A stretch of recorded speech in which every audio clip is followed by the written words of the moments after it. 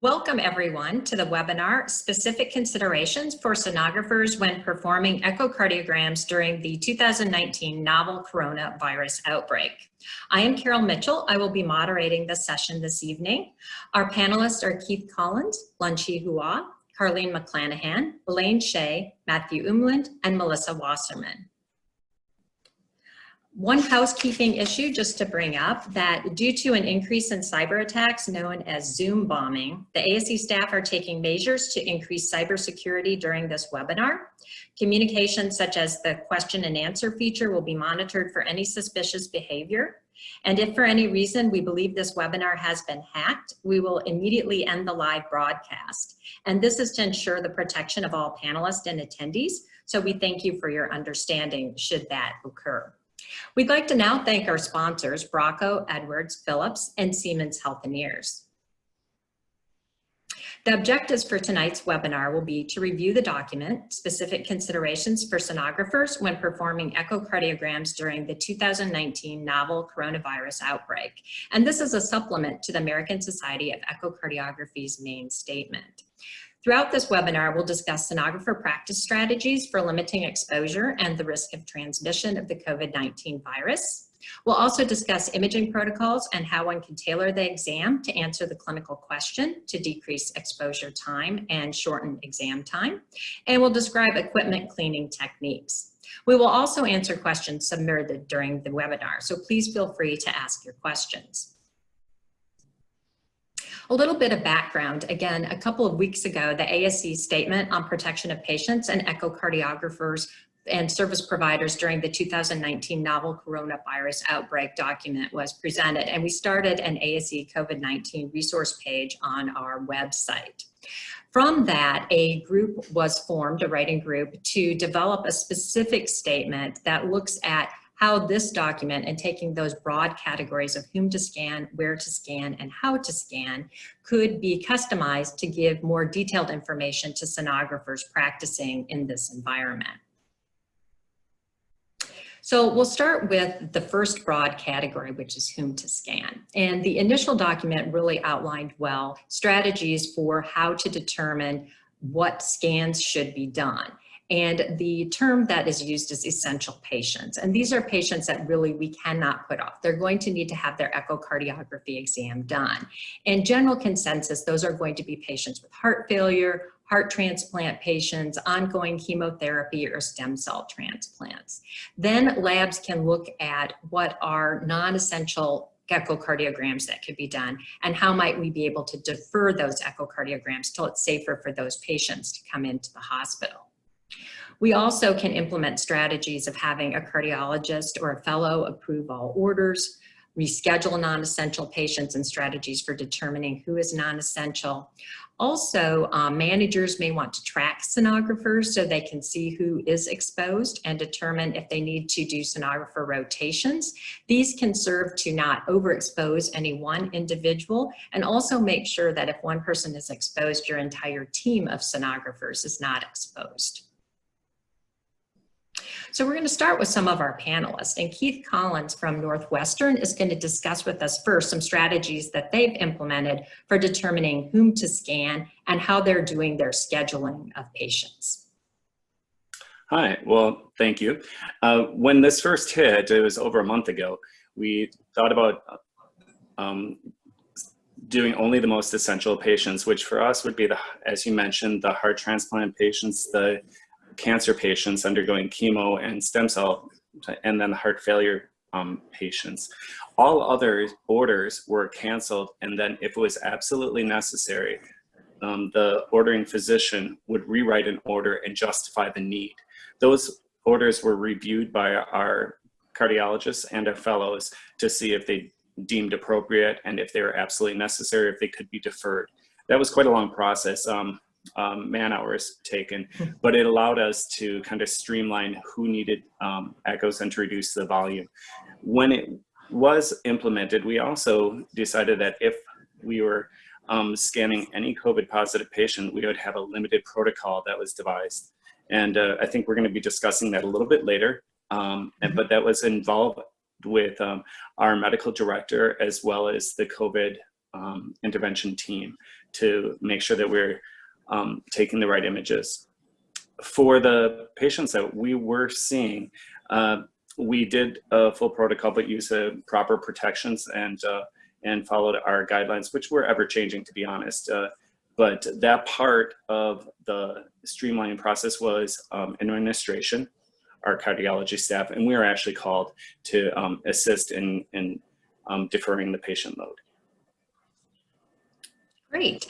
So Elaine, what are you doing at your institution? Thank you. Some of what Keith said, we are only emergent and essential studies are being performed to limit the risk of exposure.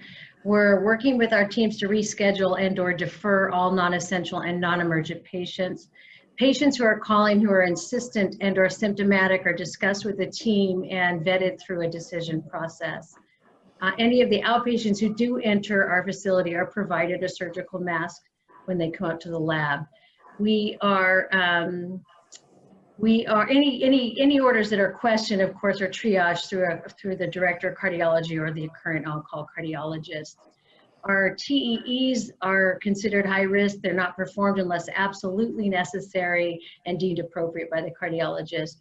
We've changed our criteria for our TAVR patients before scheduling. They have to be inpatient, severe AS, progressive symptoms and/or syncopal event, and a mean gradient of 60 or greater, declining EF, and hospitalization for heart failure within the last 30 days. Our treadmill stress echoes are discouraged and unless absolutely necessary. Therefore, our nuclear studies have increased due to their nature and low risk for aerosol transmission. We're keeping a list of patients who call who want to come in for their procedures. If some of them are insistent and/or argumentative, we discuss it with the cardiologist or the referring physician. Great. Melissa, you're in the pediatric echocardiography environment. How are you guys handling your scheduling? Thanks, Carol.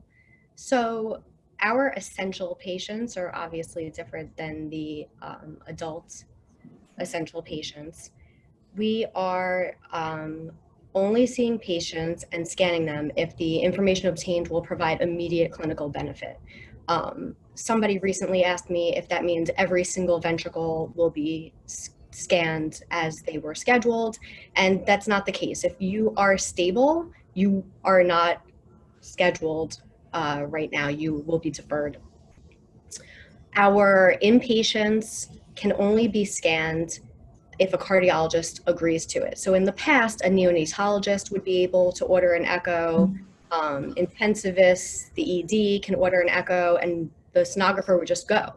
Now we are not going unless the cardiologist, the reading room cardiologist, speaks to the ordering attending and agrees that it's necessary. As far as outpatients go, babies with murmurs are obviously seen. Single ventricles that are in between palliations are seen, but for the most part, syncopes, chest pains, patients that can be put off are being put off. As are our TEs. If we don't have to do them, we're not doing them. Cath lab, if we don't have to, we're not. Same with stress tests. But a lot of our patients, a newborn with a murmur, they need an echocardiogram. So we are still seeing outpatients in clinic. They're mostly babies. Okay, great, thank you. And now we'll talk about how people are using strategies to track their sonographers if someone is exposed to a patient that is suspicious for having COVID and or is positive for COVID-19, and also how labs are rotating staff to meet their patient needs and also to try to, again, limit exposure. Matt, can you talk to us about your institution, please? Sure. Thanks, Carol. So, in today's time when we're doing social distancing and limiting our interactions, physical interactions with people in general, I think we need to consider that within the echo lab itself. And some institutions, depending on the size, obviously across the nation and world, we have various size echo labs. So there's variations on what we can all do with rotating staff and et cetera. But, some possibilities that have worked for some labs is creating a team A and a team B, and those teams essentially work as a team. They don't cross-reference each other throughout, the terms of the COVID-19 spread. So that's an option to set aside sonographers for a certain team. They work on the same days, limiting their exposure if there was to be a patient with positive COVID-19 that people were unaware of. Some of the other things that can be done is assigning a sonographer per day that is assigned to scan these positive COVID-19 patients. And then again, identifying who that person is, limiting the exposure to the other sonographers as well. Some of the other things also to consider is tracking the staffing as far as, we all have schedules that we follow, but having that available just in case for an unforeseen reason that someone does test positive at any given day, we can track back to see who may have potentially been exposed from that sonographer or patient. So those are some of the things that we've seen across the US, across the world, as some opportunities to really identify and limit the exposure that we have to these patients. Great, thank you. And Lunchi, what are you doing at your institution?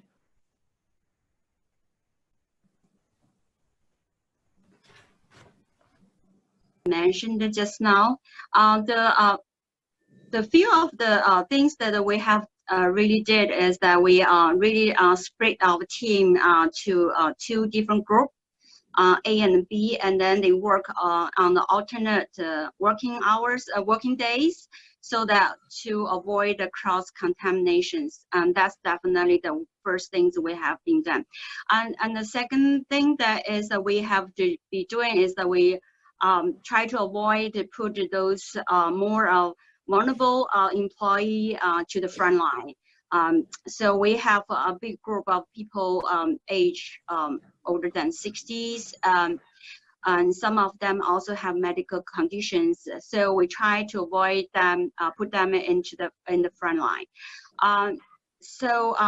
In terms of, we do have employee has issues, concern about partner situations, see whether they actually can work in the front line or not. We also try to avoid to put them in the front line, especially they are towards to in the 36 weeks pregnancies. We are trying to avoid that as well. So another thing that we have been doing is that we have this self-monitoring policy in OMGH. So we basically make sure the patient, the employee have monitor themselves before they come to the work. If they have flu-like symptoms in the morning, they actually not clear to come to work. They should call our occupational health to have the advice. They might, most likely they will get a COVID test. If there's a COVID test turned up negative, they have to have 2 consecutive negative tests before they actually can turn back to work. If they have positive tests, they of course they have to quarantine themselves for 14 days and then get a test done again.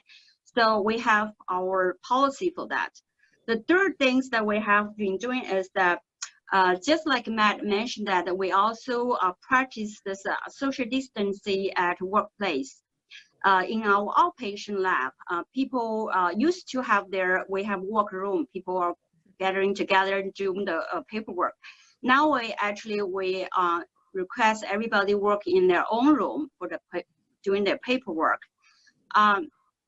In the inpatient site, unfortunately we do not have a lot of workroom in there. So people will choose the alternate workstation, keep at least 6 feet away from each other, just mindful for that when they're doing the paperwork. And another things we have requested in our MGH actually is that everybody have to wear surgical mask at all times at work. Besides they are doing PPEs for their doing the patients, but they have to wear the mask all day long when they are work. So the last things we have been doing is that we actually request we change our dress code. So people come to sonographer come to work has to change to our MGH's the scrap. They need to remove that before leave their work. They cannot wear their same clothes to work and go home. So they need to come here and change the scrap, and before they leave, they remove the scrap. And so also they change the scrap daily in the lab. So those are the things we try to do in the lab to try to minimize the exposure to COVID for our staff. Great, thank you, Lanchi. Next slide. So the next broad category is where to scan. And different labs are starting to employ different strategies. There are some labs that are using a dedicated ultrasound system or systems that they may use for all portable exams or for all COVID suspicious and positive exams. There are others that are dedicating rooms. There are other institutions that are choosing to do all examinations portable. Different labs are choosing, if they have a variety of equipment to choose from, they're dedicating those that might be easier to clean. So they have flat surfaces, touch screens to be their portable units to go to do the COVID cases. Also, handheld devices are being used much more frequently, as you can actually drape an entire handheld system in a transducer cover or a drape. So that may be some advantages. They're also usually flatter surfaces, less crevices, and a little bit easier to clean. And what we're also seeing with regards to where to scan is sonographer rules may be changing, or there may be additive roles. Some of those are training others, other users, how to use equipment. It could be point of care ultrasound equipment, handheld devices, or maybe they themselves are needing to learn how to use a handheld device.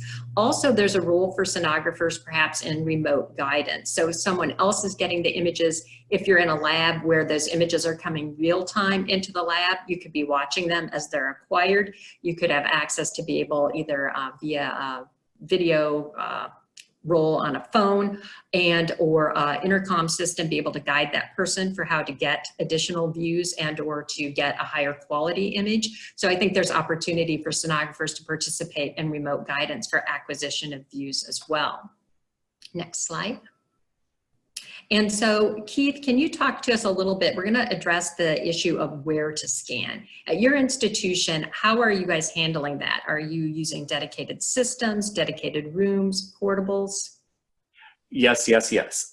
We are, with the pared down number of outpatients, we do have separated rooms. It's bare bones, and those patients are separated. We are, of course, masked, and the patients are masked, and their appointments are set apart so that they don't interact very much. Inpatients are done all portably. And for that, we do use a dedicated full platform machine. We are not using a handheld device. The way our system and our COVID team is, we don't have someone to use a handheld, and we do want to use a full platform machine just so that we can do strain analysis on these patients. And that said, we use the Epic or the Philips machine just because it has fewer nooks and crannies or areas to clean. It's kept in one of the COVID units, but we also, when we do take a machine in, we're very mindful of keeping it bare bones, taking all unnecessary equipment, all unnecessary plugs and things, and probes. We do remove the PDOC probe. If we have an AS as a side study, then we will get the best images in all different views. And if it's more dedicated analysis, we can do that at a later time if the patient is ruled out from COVID. We are very mindful of everything that we have to clean. Everything that goes in the room is left in the room. If we determine just based on BSA that the person may need contrast, we put that in an area that if it is exposed, we leave it there, we waste it. However, we are sending as we go. So those images can be reviewed, and it can be determined from afar that we need to use contrast to get the necessary information. The physicians are more mindful that we are trying to get in and get out to reduce exposure time. So they're accepting sweeps and off-axis shots to answer the clinical question about LV and RV function, and most importantly. Okay. One other thing is that in preparation for when we do have patients coming into the inpatient lab, we do have a dedicated room that is set up with life support, with communication, with a computer. And I'm sure as these next couple of weeks and months come about, we will be accessing that to separate COVID positive patients from the other patients that are clear. Okay. Elaine, what are you doing at your institution? At my institution, similar to Keith's processes, all of our inpatients are performed at bedside or portable.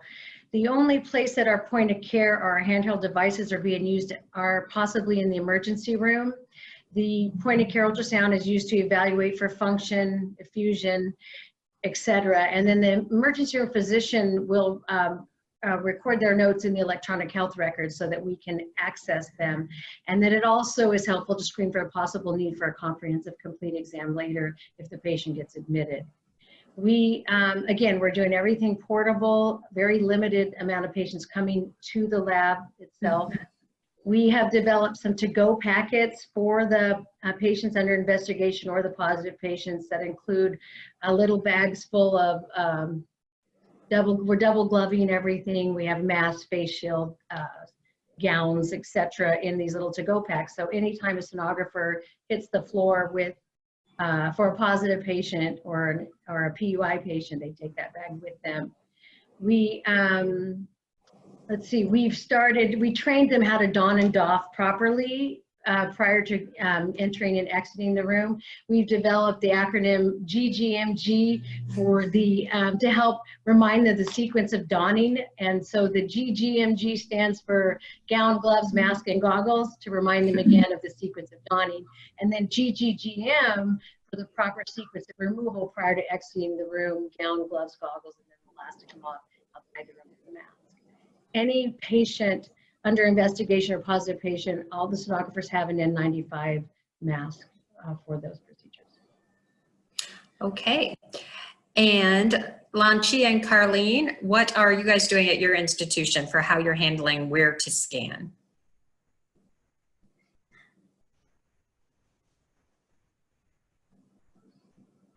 Patients as portable, as you mentioned. And we're also treating everyone as being COVID exposed at this point. So our sonographers are wearing the appropriate PPE for that. Here, that would be gown, goggles, surgical mask, hair bonnet, gloves. And if they're COVID positive, we swap them out so that they're wearing a face shield and an N95 respirator. In terms of our equipment, we are using dedicated equipment for the COVID positive patients. We have several handheld devices. We have one laptop, and those are the machines that we prefer to take with us, as others have mentioned, because there are fewer moving parts and it's much easier to clean. We have set aside 2 traditional cart systems, and we will use those in circumstances where they're looking for a bubble study, LVO contrast, or today where I was scanning the HOCM patient and the AS patient. So those are clearly labeled, and those are the only 2 traditional machines that we will take into a COVID positive room. And with regard to outpatients, similar to what others have said here, the selected outpatients that are being brought into the lab are provided masks at the front door of the hospital. Social distancing is being practiced in the waiting area by the patients and by the front desk staff. And similar to the hospital setting, the sonographers in the outpatient lab are treating everyone at this point as being COVID exposed and wearing the PPE that I mentioned earlier. We have one designated room. If we do have a known COVID risk outpatient that does need to come in for an echo. We've designated one room for that to take place, and this room is closest to the entrance/exit. So this would minimize the area they would be in contact with and potentially the folks that they would be in contact with. And here in the outpatient lab, the traditional machine cart combos are still being used. That's what we're doing here. Great, thank you.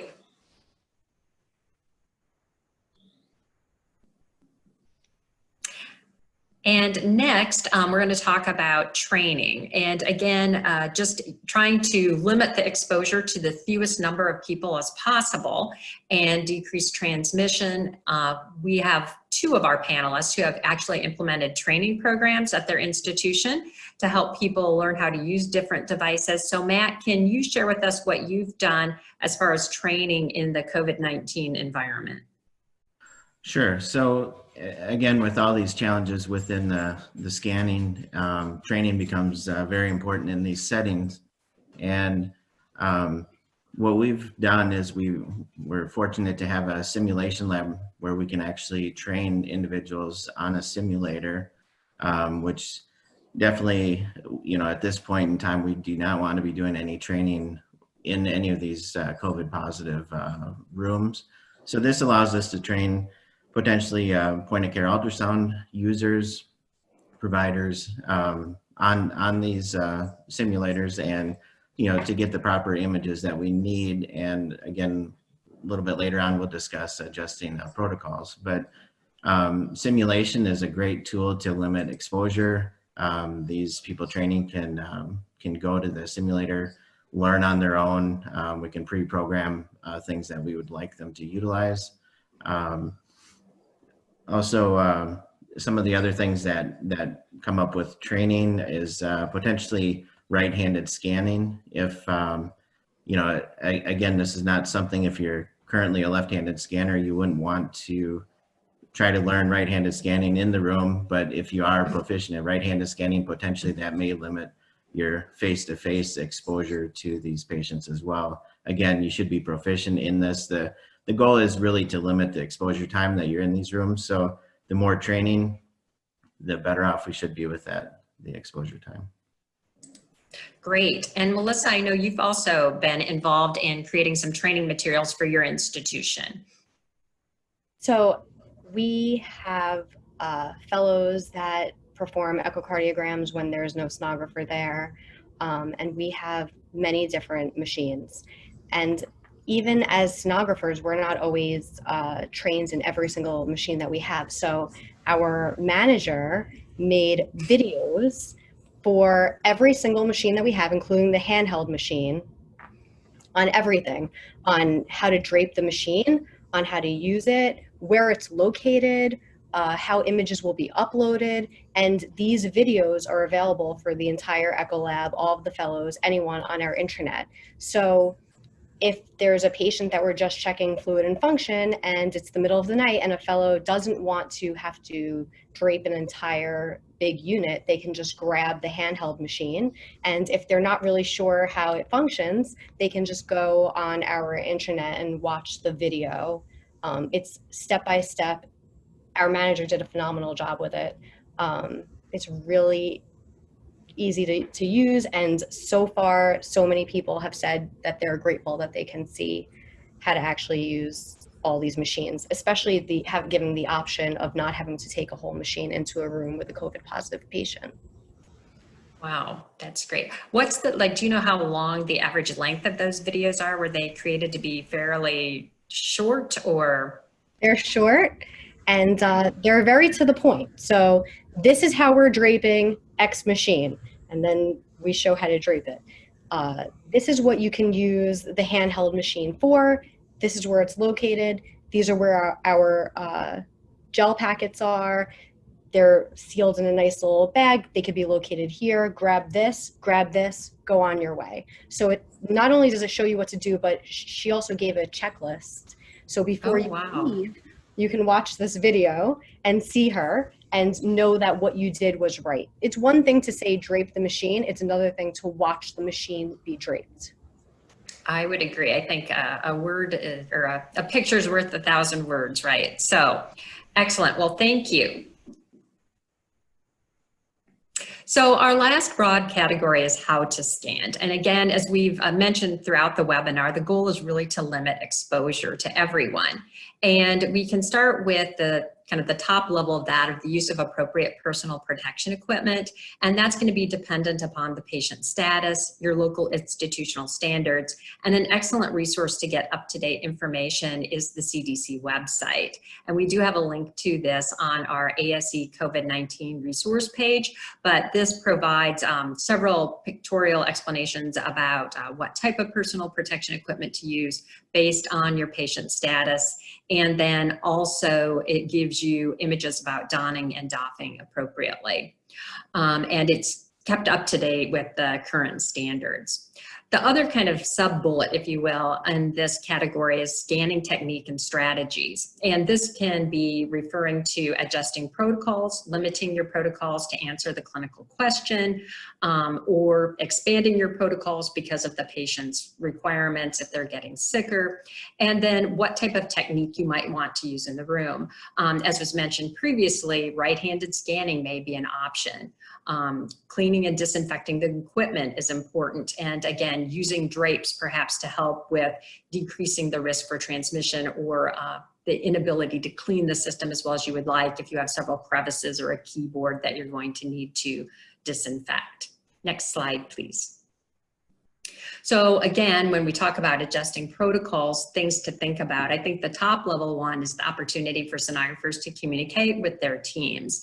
And that would be dialoguing with your medical team to determine what is the clinical question, what is it that you need to get images for to answer that particular clinical question. Can that be more of a focused or a limited study? Or does it need to be a comprehensive echocardiogram? Again, we still, no matter what system you choose or what protocol you're using, we need to acquire the highest quality images that we can to be diagnostic.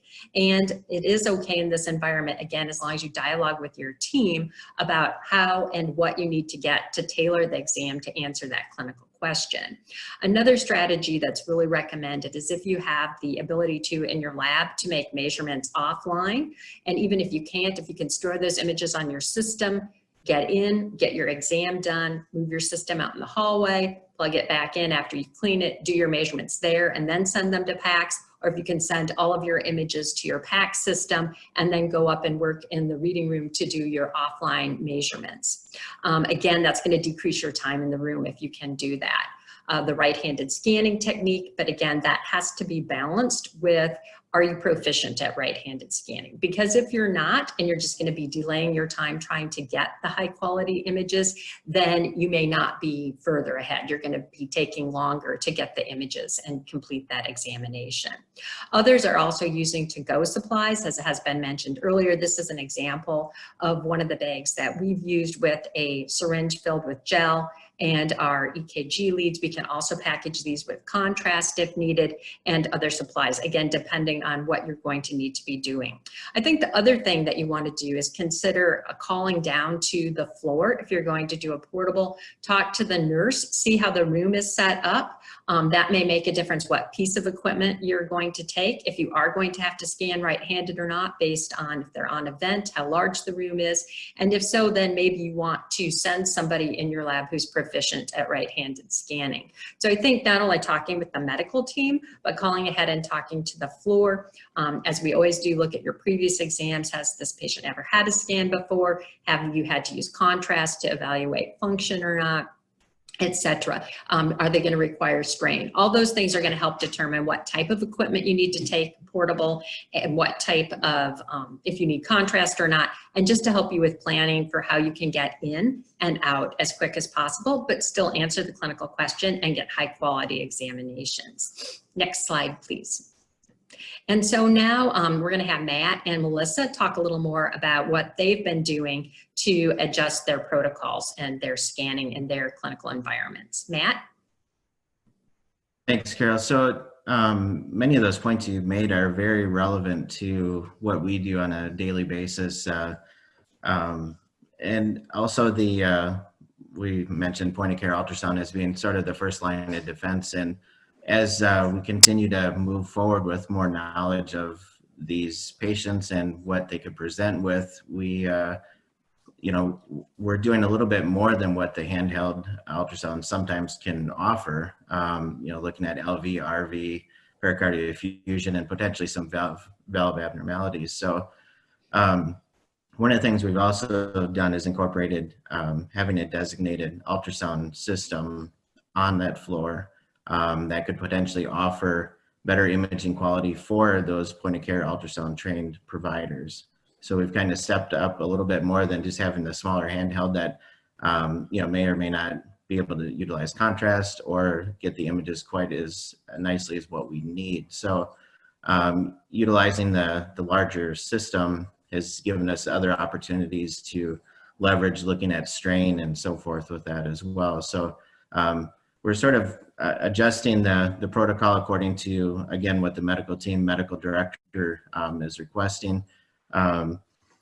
Essentially, what we want to do is we want to be able to give real-time information back to the referring provider. So by making sure that we are sending images directly back to our PAC system, the cardiologist is able to give essentially a real-time report back to the referring physician. Potentially, if we did need additional images, we could obtain those at the same time as well. So it's really a team effort to not only limit the study, but make sure that we get the appropriate images that are needed for the study. Great. And Melissa, what are you doing at your institution? Similar to Matt, actually. We are not just starting with a handheld machine. We're starting with an actual full-sized unit to go scan patients. But what we are now doing is calling the reading physician before leaving the room to make sure that we got all the appropriate images. So it's spending, a couple minutes more while you're in the room to call the reading physician to make sure that you got the appropriate images, but it saves having to go back later for more images if the reader is not satisfied. We also tend to be disease-based, so our protocols are usually disease-based protocols, so tetralogy of Fallot or transposition. We have, pre and post repair protocols, and we are no longer strictly sticking to those protocols. We're more answering the specific questions that the ordering physician has and moving on. We can always do a more thorough study later. But for now, we're going in, we're answering the question, we're calling to make sure we got everything that's needed, and then we're going. Melissa, do you ever call ahead to talk to the floor with the nursing staff to kind of plan what you're... Our reading physicians call upstairs to say, are you ready for us now? Is the patient ready? Is there anything specific that we need to know? Not just even with COVID status, but beyond that, the same stuff that we would care about before COVID, but especially COVID status. And before we go up, that's how we know which machine we're taking. And we obviously look to see if they've been scanned before. And we really have a team effort before even getting up there to discuss what is the most important. We want to streamline this echo. So what's the most important thing that you want answered from this echocardiogram? And so if it means deviating from our standard protocol for whatever it happens to be, that's what we're doing. Okay, thank you. Next slide. So then our next big category is cleaning and disinfecting the equipment. And again, we've heard people using different strategies, selecting specific equipment, dedicated ultrasound systems only for the COVID patients, limiting equipment of what they take into the room, removing everything that you aren't going to need to do that exam, draping the equipment, and then Some labs are also creating barrier devices, and these have been described by several others, and we also have links to different strategies for building these. This is showing draping plastic drape from the cath lab between two IV pools, our sonographer with their personal protection equipment on and performing the ultrasound. With the handheld devices, they may actually fit both the transducer and the device within a complete transducer cover. We also, when we are cleaning, you want to be mindful of what equipment you're using. And if you are working with other providers who might be doing first or frontline scanning, and they are going to be using your equipment, make sure that they know what disinfectants to use and what the wet times are for those disinfecting agents. Next slide, please. And we're going to start out with talking with Elaine Shea, who's going to kind of review with us what she's doing at her lab as far as how they are draping equipment, creating barriers, the personal protection equipment that they're using, and how they're also packaging to-go bags for their portable examinations. Thanks, Carol. Again, abbreviated exams, as said before, that involve setting up setting up as quickly as possible. We've developed the to-go bags, as I said before, that have everything we need, all the essentials for the PPE. We're also using, whenever possible, the ECG cable that we use for stress echo. We're plugging that into the patient's cardiac monitor if they're monitored and triggering off of that ECG. If not, we're setting the setting to timed for 4 seconds and acquiring images that way. That makes it easier and alleviates the need for trying to disinfect the EKG leads, also applying them to the patient and troubleshooting. We are also acquiring whatever images are necessary, as Melissa alluded to. We're meeting the objective, going in for just the indication. And we're encouraging sonographers not to stress so much on being perfectionists and working harder to acquire the images on the technically difficult patient. Some of the barriers that we set up, the plastic drapes, what I did was went to the OR, went to my cath lab. We cover everything down there for procedures, and they have giant covers. So I went there and gathered a bunch of different examples, took them back to the lab and found out what fit up there. Our probe covers that we have, we use them in the cath lab every day. They come with the sterile gel packet. So we've stocked our labs with the sterile gel or the sterile probe covers and are using those gel packets. And the machine is clean top to bottom right outside the patient's room and then brought to the lab for and Elaine, I think we have some images to show. Can you go to the next slide, please, Liz? So yeah, this is the little setup bag that we developed, and in the setup bag is a double gloves. This is my reusable training packet.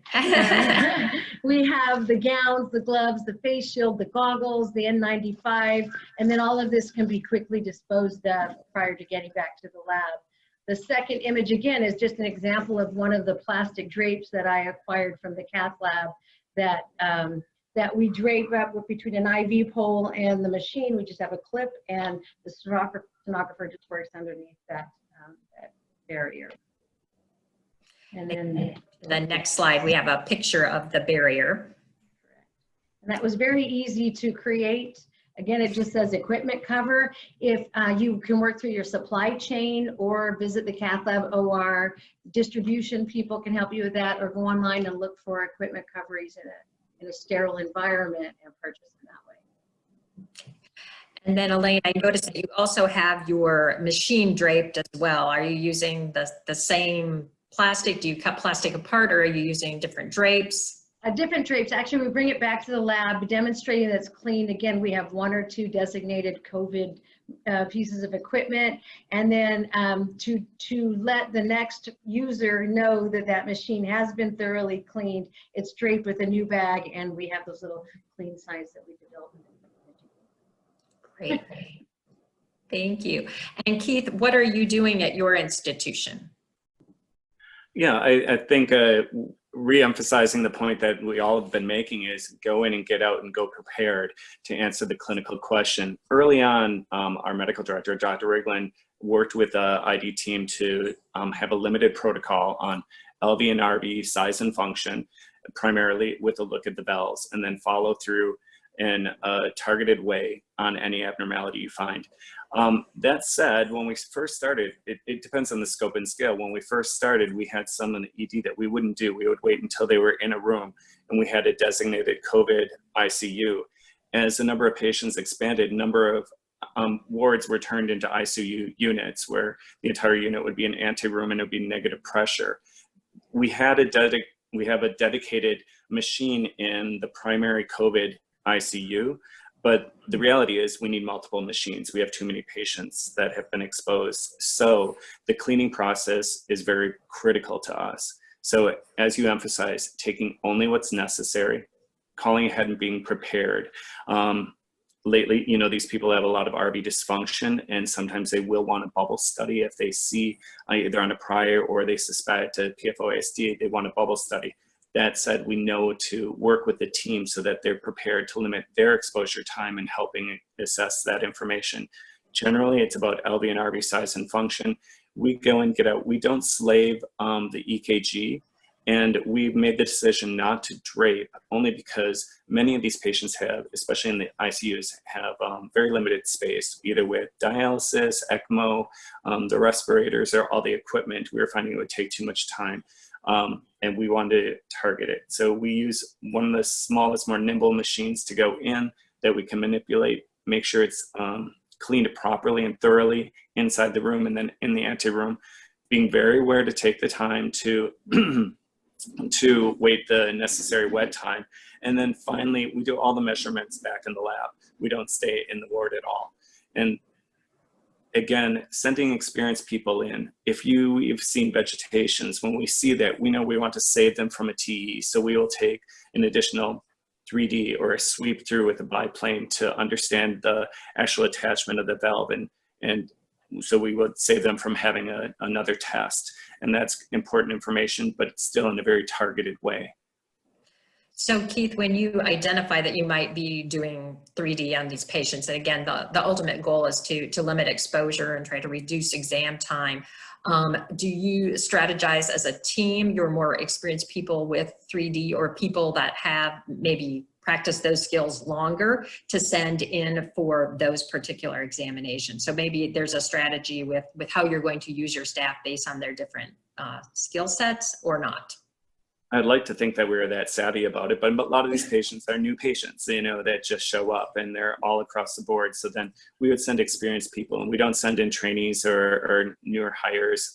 We definitely don't send any agency people. It is our regular staff, and they've been trained to follow the pathology and answer the question to the best of their ability in a targeted, time-efficient way.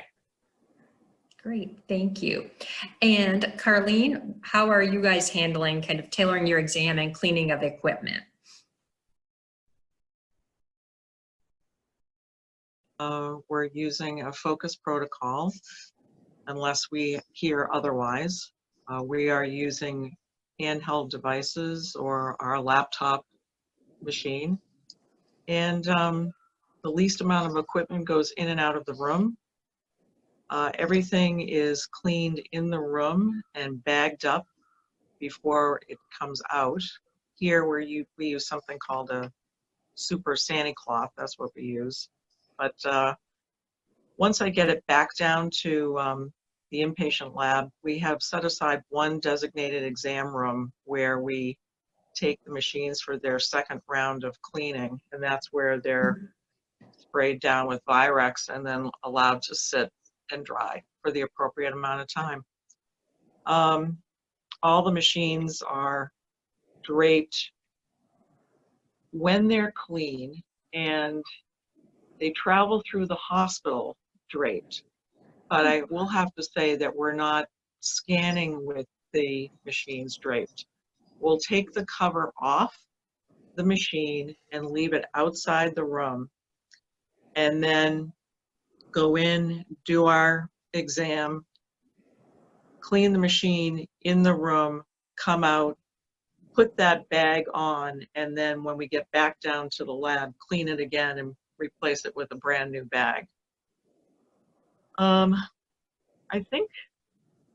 can't really think of anything else that we're doing that's much different than what's been previously mentioned here. Okay, great, thank you.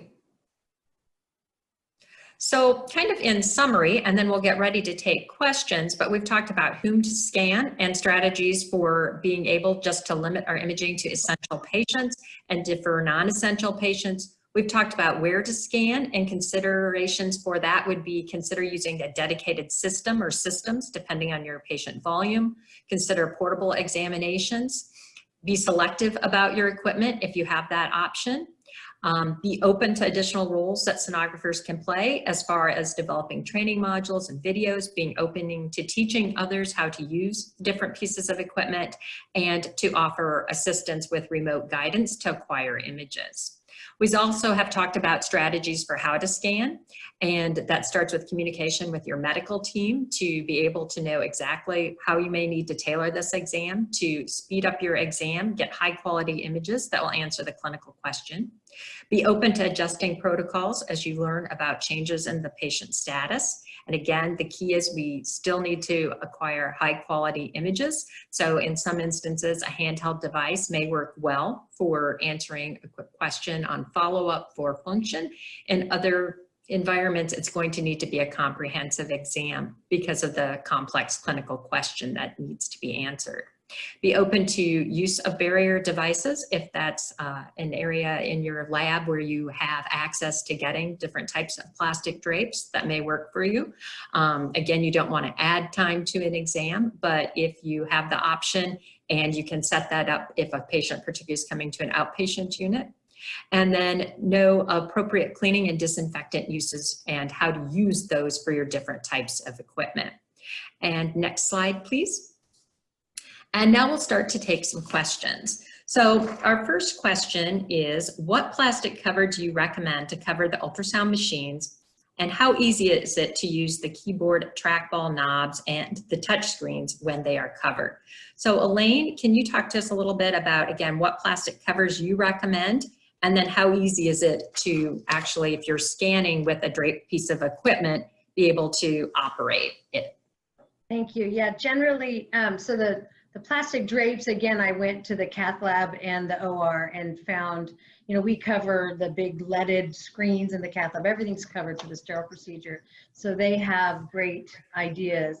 And then the plastic covering over the keyboard, yeah, you can't really, you can put your hand under it, but it's really meant to just demonstrate it's clean. The trackball, there's just no way to use the trackball over that plastic piece of equipment.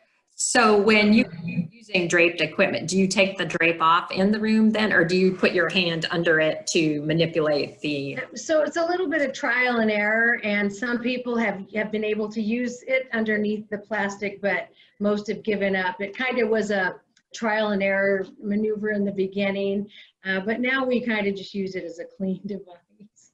Okay, very good. Thank you.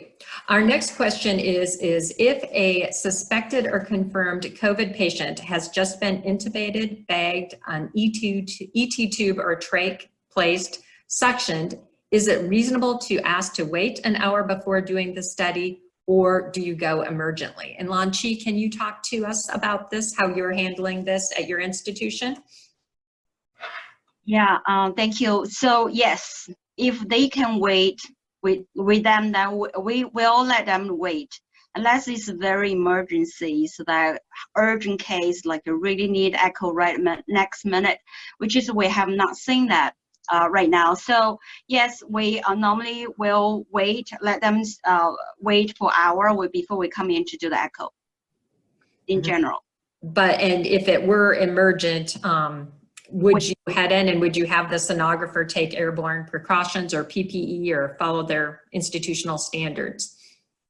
Absolutely, absolutely. If this is urgent, there's no question. We're going to put down our appropriate PPEs, a 95 mask, and face shield, and then goggles and cap, and gowns, gloves, even shoe covers. Yes, we will put everything on before we go into the room. We will use our handheld device. We basically just go in, answer the questions, what exactly that they need, and we in and out as shorten the protocols as just answer the questions basically. Great, thank you. All right, and our next question, if COVID status is unknown, do you ask the patient to wear a mask? And Keith, can you comment for us how your institution is handling that? Sure. Upon entering our institution, people are masked and dispense with hand sanitizer. Family members are not allowed and we have translators available if they are needed. So we haven't had the experience of having family members, but we have prepped for that in the future, as we roll on to tickering in with essential patients. That way they will be masked and asked to wear a mask. We have had experiences on the treadmill where patients have pulled down their mask. We are all masked, but we're very cognizant of the exposure. And as was mentioned before, we have tried to limit treadmills, switch to nuclear for that reason, to reduce the exposure to the patient, to ourselves, to the physicians, and to the staff, to the other patients that they pass in the hallway. So everyone is masked and assumed to be COVID exposed until proven otherwise. Right, thank you. Our next question is, so considering we are now being more selective in essential orders, what does this mean on the other side of the pandemic? Do you see the way we operate our labs changing once we get back to normal? So Matt, I'm wondering, what are your thoughts about how you're going to reschedule patients to come back into the flow after the pandemic is kind of subsided? Yeah, that's actually a great question. I think that there's obviously some caution that needs to be taken with bringing patients back. Question is, will the Echo Lab be the same as it was 6 months ago? I don't think we know that for sure, but I believe that, as we see, more limited studies, actually prefer to say goal-directed studies, I think that may become more common in the future than it is now. I think that we'll still need to take proper precautions, as, we see a decrease and then potentially an increase in cases again, as everyone seems to think as the second wave comes through. Yes, yes. And thank you, Matt. So next, Melissa, we have a question for you. So in the pediatric environment, do all of your OR patients still get pre and post-op TEEs? Or if so, what additional precautions do you take? They do. They still get pre and post-op TEs, yes. The only difference is that we wear N95 masks, we drape our machines, but the same protocols in the OR for pre and post-op, if they would have gotten a pre-op TEE prior to COVID, they're still getting a pre-op TEE now that we have COVID. Okay, thank you. Our next question is, our cardiology COVID team is pressing for more and more studies. We tried to do POCUS, but now so many studies we are doing limited for LV, RV, pericardial effusion, and major valve issues. We do not allow measurements in the room, only offline. We started getting requests for re-examinations to see if the RV function is improving. How do you respond to these requests? Keith, can you comment on this, what you're doing in your lab?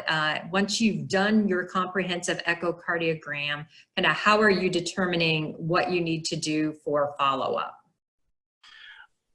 Yeah, so there are serial follow-ups for these patients and hopefully improving patients. We see a lot of RV strain acute, RV stunning, and they do want a serial follow-up.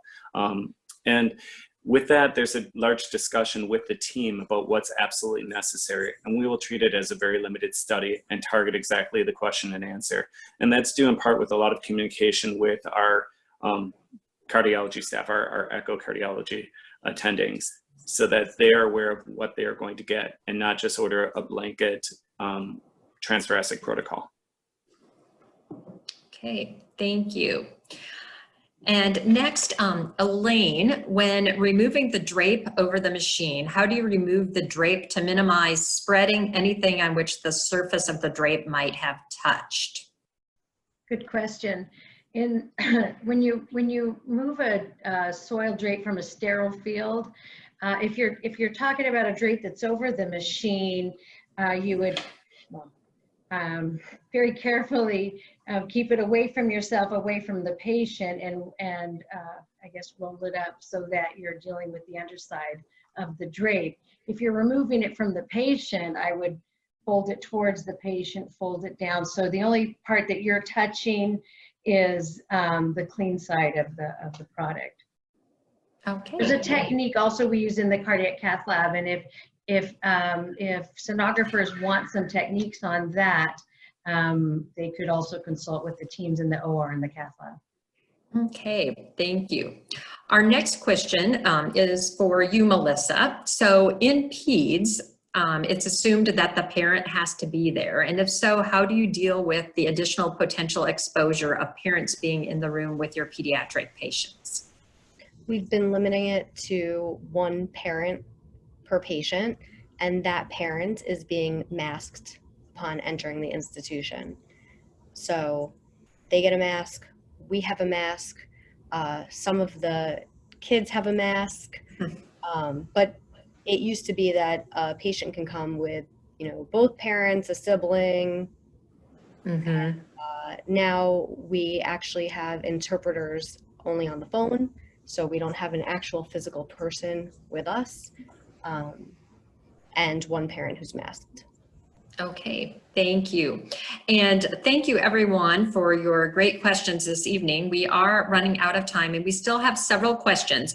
We will be answering all of the questions and we will be sending them out to all attendees.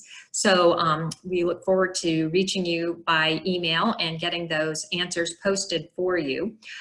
Just in closing, again, I want to say thank you for attending the webinar this evening. And also thank you to our sponsors again for sponsoring this event. And I also want to just refer you to our ASE resource page. And this is the link. We are posting things as we do updates to all of our documents. So there's tremendous amounts of information there. We have lots of sonographers who are being very creative in how they're coming up with drapes. There's discussion about the personal protection equipment and other things as well. So I encourage you to visit the website. We'll look forward to answering all of your questions. And again, thank you to our sponsors and thank you for attending the webinar this evening. Thank you.